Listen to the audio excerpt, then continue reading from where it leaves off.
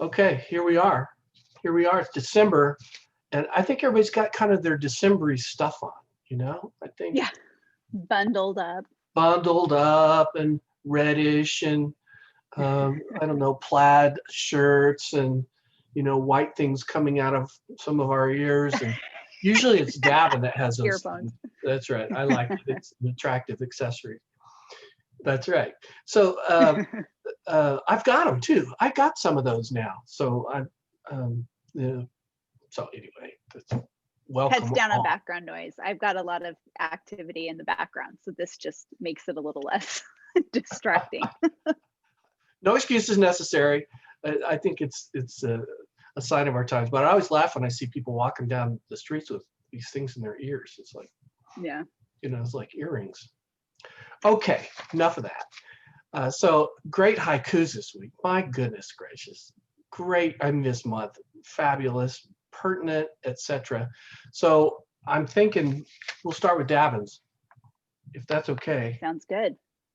And let me just pull up what it looks like so everybody can see. And this is, we'll be putting up, I'll be putting this up later when we get this up and everything, but this is the draft. So this is Davin's right here. Isn't it beautiful? Looks like It's reverse beautiful. Dante. It looks like reverse Dante. It's like instead of going down into the inferno, it's going up. So I won't read it, but Davin, if you read it, then I'll take it down. Thank you. The mountain is steep. Revelation comes slowly. God in increments. It's such a beautiful picture and haiku. So It really is. you want me or you, Amy, to start? You go first. So I wrote this poem fits my disposition turtleish well. Progressive cumulative results from steady persistence meeting steadily stretching challenge. The phrase revelation comes slowly here, however, took me aback. Is it revelation epiphanal? An awakening? A thunderbolt? Here, Davin reminds us that revelation is a revealing and unfolding, which may come quickly, easily, and even unsought after, but that for many, including myself, it is a climb to an unattainable top in which ever more beautiful vistas are discovered, but with more always just a few steps higher to ascend. Yeah, I love it. you captured the the sort of multivalence of polyvalence of revelation. I loved reading it. I love the picture too. I thought about Yeah. that sentence for a long time.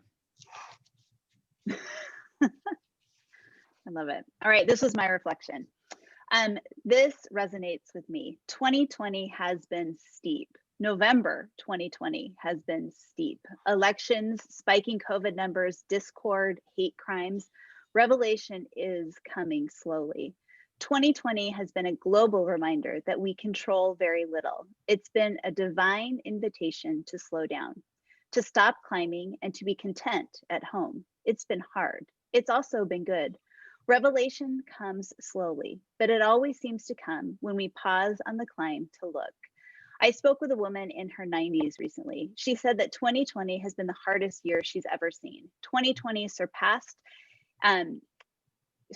in difficulty her memories of World War II. Revelation is coming slowly about the meaning of this year and what will follow.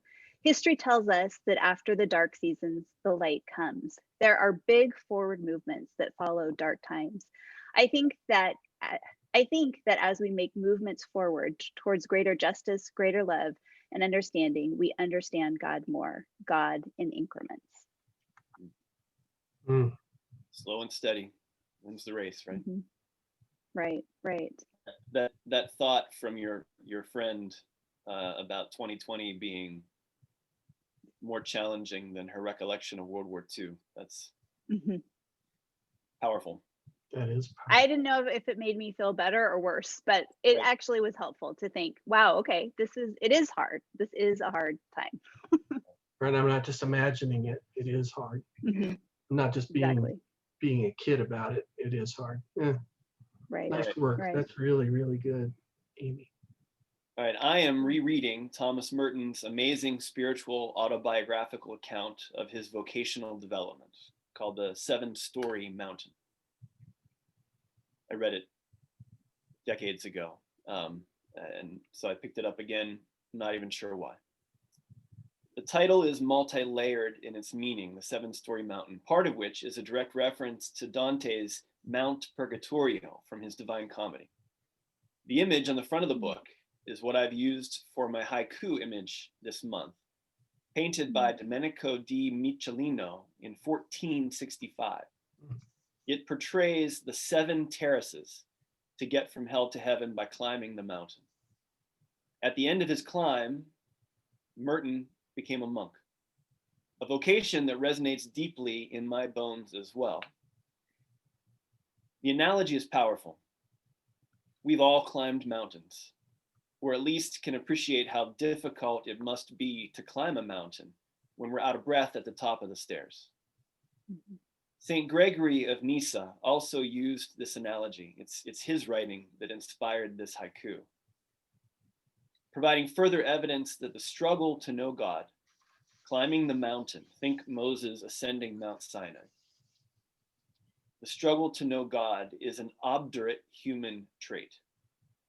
It's a human trait, though, not a God trait. We make the boundaries. We create the hurdles, not God. Mhm.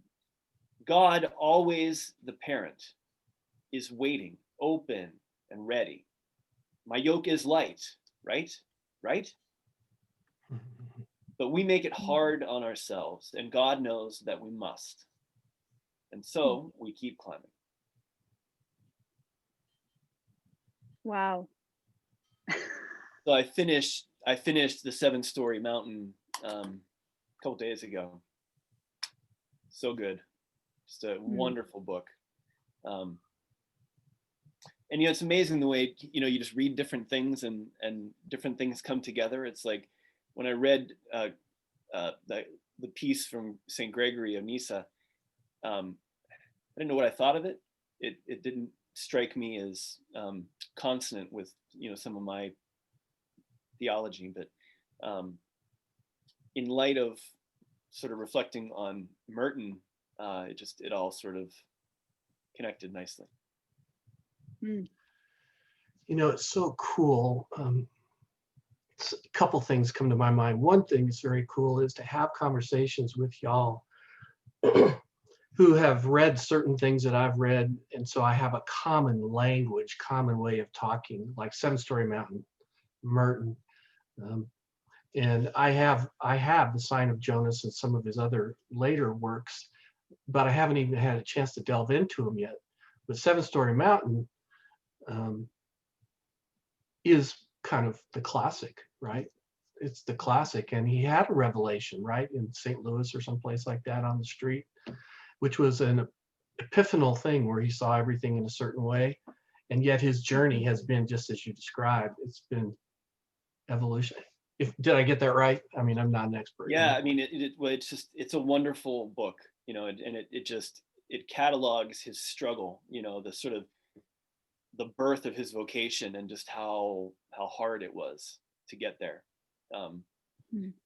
So it really sort of mirrors in some ways Augustine's Confessions, sort of this idea of this sinful creature, right? And you've got to purge yourself before you can actually do what you're meant to do. So I thought I need to read Confessions now. So I pulled out Augustine.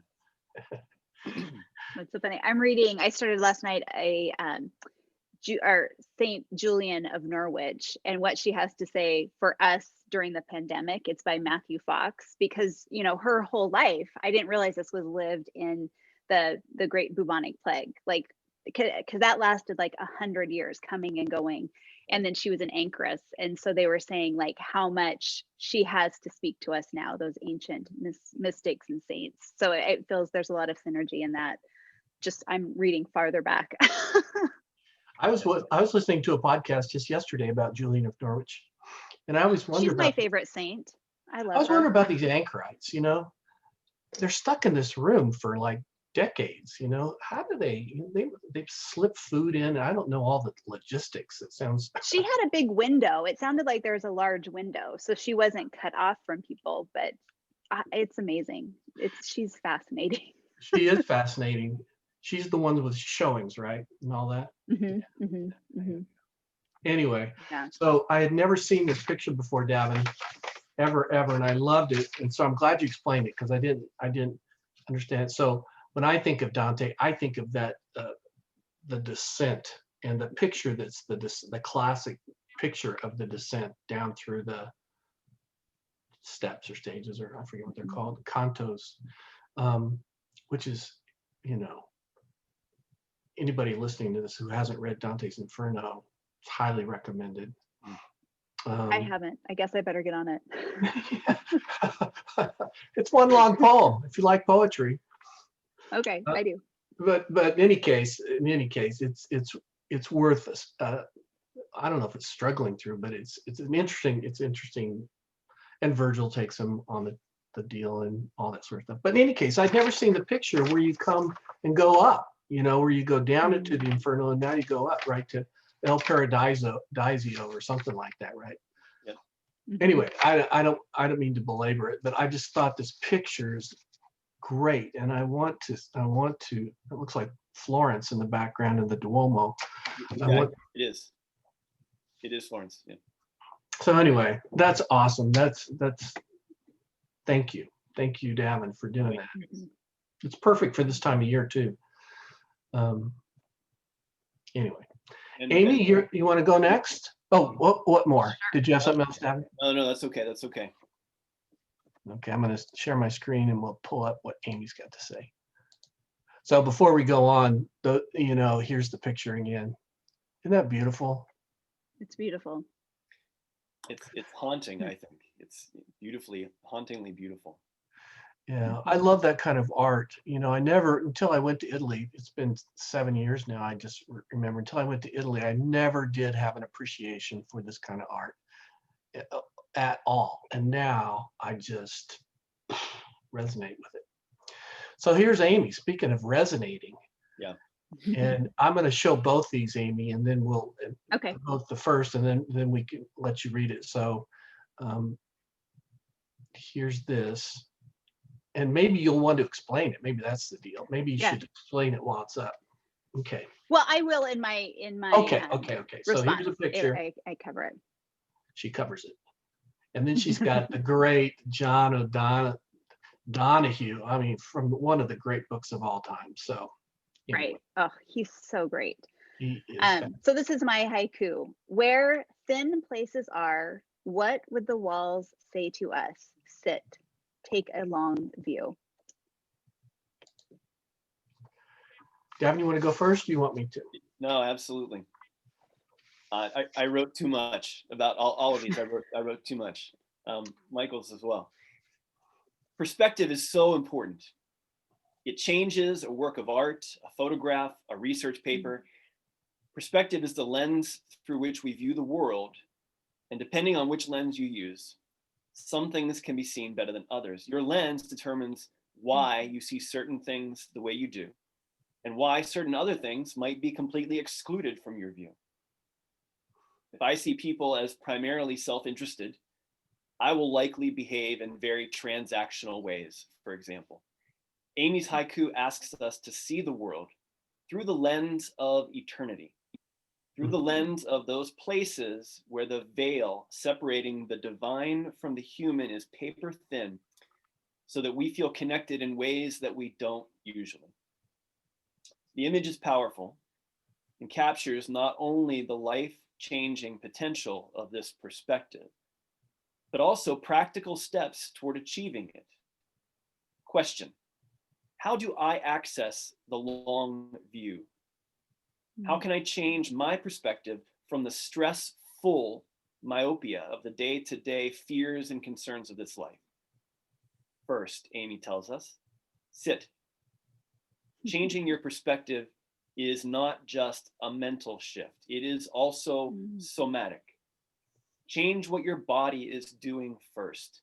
It's a lot easier than changing your mind. Next, listen.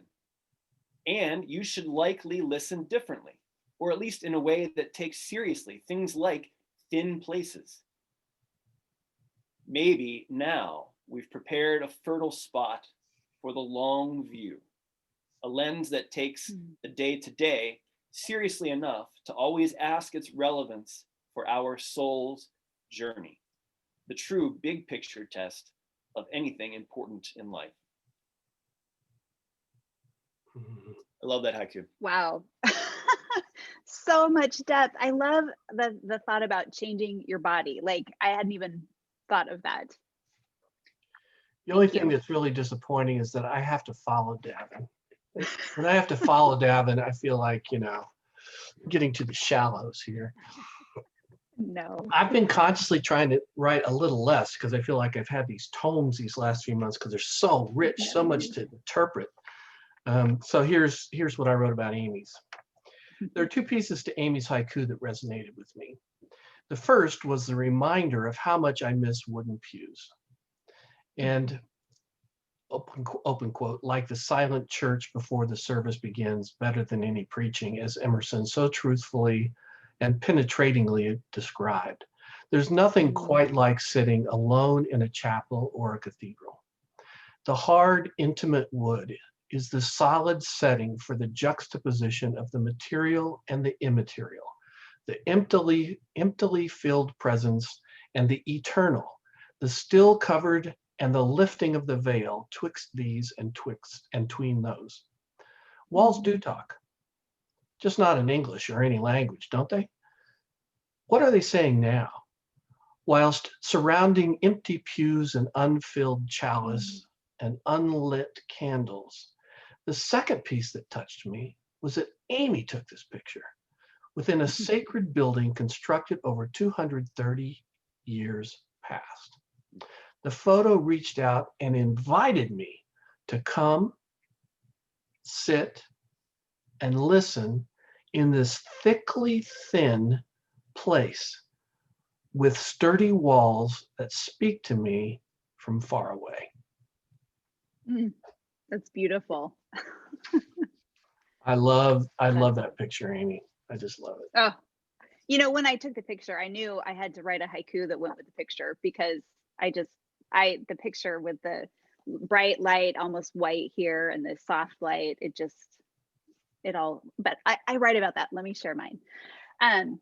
Recently, I had the opportunity to visit one of the oldest buildings in Boise. We are a relatively young state, so old buildings aren't really that old when compared to European cathedrals and East Coast buildings. Nevertheless, Christ Chapel was built in 1866 with $1,500 raised by Episcopal women in Boise. The tour guide said it was the women who established the culture of Boise. It's been lovingly preserved as a marker of our history and hopes. A small handful of people were invited to visit with strict instructions to social distance, and the doors were left open so the crisp late fall breeze was, in theory, keeping us safe from COVID. It was because of those propped open doors that I was able to capture the photo. Thin spaces are what the Celts describe as a place where the veil between heaven and earth is thin. This Idaho old sacred space felt like a thin place. The pews are all original and filled with dings, dents, and wear that come from 100+ years of weekly, if not daily use. We were regaled with stories of the first bishops and pastors who at great personal cost came to this valley to establish a church. We marveled at exquisite stained glass windows that were probably made on the East Coast by European glass artisans and shipped around South America to find their place in the wild west of Idaho. The building pulsed with history. It reminded me of who we are and what we can still become. We follow in the footsteps of people who made sacrifices and did the best they could with what they had. And we join with them through our actions and choices today. May we be worthy of the legacy that we carry. Wow. We need beautiful things, don't we? Oh, Mhm. Yeah, that's great. Yeah. I'm gonna have to Yeah. visit that church now next time I'm in town. so where is that church? Yeah. That's not St. Michael's Episcopal Church, No, which is no. So also this is, beautiful. yeah, and old too. But this is the original Episcopal Church, and it's right on Broadway, right as you enter the Boise State Pavilion. You know where the BSU Broncos play. Oh, I There's know a where that's little at. white church. Oh, Mhm. oh, And so it was moved in, I don't know, in the 80s, 60s, I don't know, sometime to that location. And it's been preserved as, one of the oldest buildings in Idaho. So wow, how it's wonderful. really, really special. Yeah. And I Yeah. think Boise State University started as part of that kind of congregation. It was like a girls' Hmm. prep school, Yep, wasn't exactly. So St. Michael's, the Episcopal Church then that St. Michael's came out of Christ Chapel, and St. Michael's started both Boise State University and St. Luke's were both ministries of the Episcopal Church it? Okay. in Boise. So Yeah, and if you ever get to Boise and have a chance to visit where Amy goes, which is St. Michael's, right?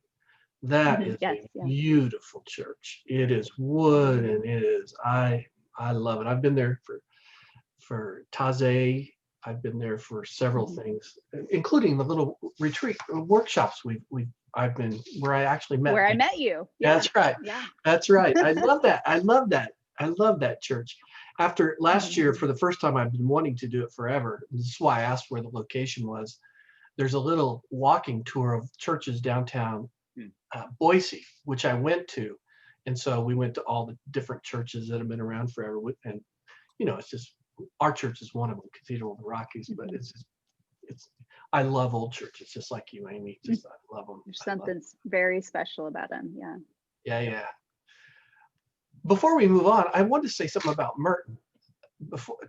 May I just interpose that? Yes, What I please. like about that story, Davin, that you pointed it out, was that he went through the struggle to get where he's at, right? He had to go through all that.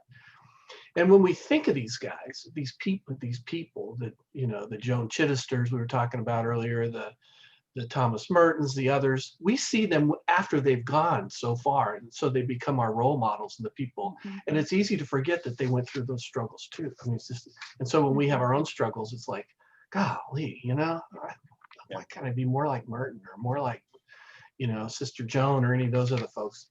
It's just a good thing to recognize. That's a good self-reflection. And he really does frame it as a purge. It's a purge. So Hmm. it's good It's stuff. so interesting. So, okay, let me just pull up these of mine. So again, before we move on, here's Amy's, and this is that old church. How cool is that old church where thin places are? And we didn't even say anything about the back of her haiku, but she always has these fabulous quotes. You want to read it? You want me to read it before we move on?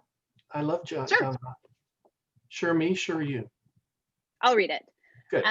Your soul knows the geography of your destiny. Your soul alone has the map of your future. Therefore, you can trust this indirect, oblique side of yourself. If you do, it will take you where you need to go. But more important, it will teach you a kindness of rhythm in your journey. John O'Donohue, and that's in, I don't know how to say that, Amakara, a book of Celtic wisdom. So good. All of his writing is just, oh, so good. He died too early. Mm-hmm. I gave that book to someone once. I loved it so much. I can't remember how I discovered it, but I gave it to someone, and then I talked with her, later, and she had showed me that she'd had it marked up, and she'd read it again. And this book touches people. It's worth reading. Mm-hmm. Mm-hmm. Anyway, nice. Okay, so this is what I have now. We've gone down to Dante's hell and up to paradise. We've been to the pews, and now we're talking about a dog. So here's mine, and I'll show both. So the haiku is: a white, black eyes stare at me, ears alert for passing cars, cats. Tinkerbell. And on the back, I've got Tink and Shelby right there, and Tink and Shelby, not simply man's best friend. No, they are more their family. There they are. I call Tink a comma, and I call Shelby a dash. You know, a dash and a comma, they're punctuation. Okay. Who wants to go first? Amy, you want to go first? Davin, you go. All right. You can go. Our dog, Willow, has this way of curling up. So she looks like the emblem of the Swedish clothing company. I don't know how to pronounce it. Fjallraven, I think is how it's pronounced. So their emblem is an Arctic fox with its nose tucked safely near its tail. So it makes a neat little circle of protection. So Willow positions herself in the room with one eye on any potentially dangerous activity outside and the other eye on me constantly. It's a loving vigil she maintains 24 hours a day, it seems. She is my shadow.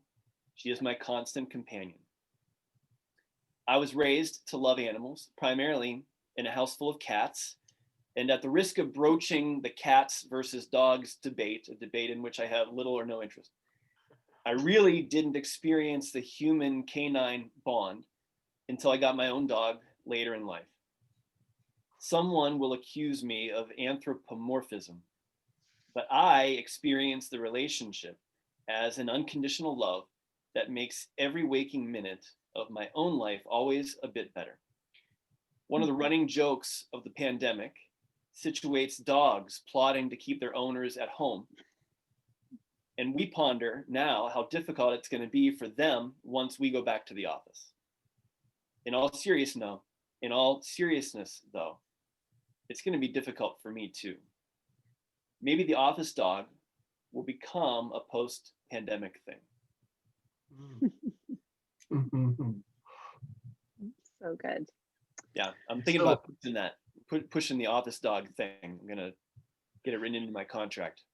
It's interesting. One of our coworkers, I hadn't thought about this, but one of our coworkers used to bring her dog every once in a while, and it was one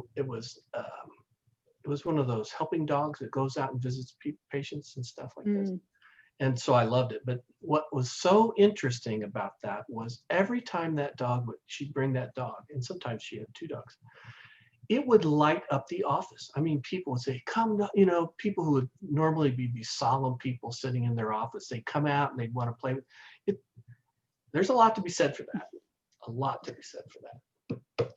So Amy, sorry, interrupted your deal. No, it's good. It's good.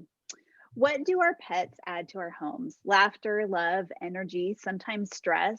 We have a golden retriever. She's really such a smart dog. She never chews on a toy that is not her own. She loves shoes, but just to carry around. She has never even considered chewing a shoe. Animals give us the gift of uncomplicated love and acceptance. I'm not sure how to interpret the first line, white, comma, black. A comma tells us when to pause, to take a breath before moving on. Pets in that way are commas. In the rush of a day, pets ask us to pause, to be present with them for just a moment as they are present with us. I love that Michael honored Tink and Shelby in the form of a haiku. It's a reminder of the simple gifts our animals give. Thank you. Yeah. I'm the office dog. So this is, okay, here we go. So during the summer, when I sit out back each morning writing haikus, squirrels and birds seem to receive inordinate emphasis. During the winter, when writing inside, our two dogs, Tinkerbell and Shelby, garner outsized precedence. It shouldn't be surprising. The challenge and the opportunity of haiku is to pay attention to what's in front of us without conceptualizing or opining or thinking much. It is more than simply describing what is literally seen, but adds nuance and depth and meaning simply in the way the words and observations are put together. It is a poem after all. Thinking of Tink as a comma, and I actually think of our pup Shelby as a black and white dash. I forgot that I wrote that. Suggests to me taking pause with these forepaws. This brings me solace each morning, unconditional acceptance and love to start each morning. This is a daily hiatus between the dawn and the doing, and a perfect complement to contemplation and haiku-ation. Haikuation. I like Haikuation. So you both picked up on the pause, right? That my mind didn't go there with that. That's very cool. It was just this morning when I reread it and I was like, wait a minute, comma, like that's okay. I get it now. What I find so fun about these haikus, and what, having the ability, I love this idea that there's 3 different interpretations of the same piece. I know they do this probably in English lit classes and composition classes all the time, but to me, it just adds so much richness because, like you say, stuff I hadn't even thought about. One or both of you will have picked up on is like, wow. Mhm, mhm. So, what else do we have before we move on? I'm grateful for the 2 of you for putting up with me for all of this. This is really a lot of fun. It's such a highlight I could not be to more. write and to share. Yeah. I could not be more grateful with two gracious souls, gracious, intelligent, thoughtful, caring souls. It's a blessing to have to do this with both of you. So I'm gonna turn this off right now. Merry Christmas, Happy Holidays, whatever, whatever, how you celebrate. Happy New Year. And Happy New Year. Happy 2021. 2021.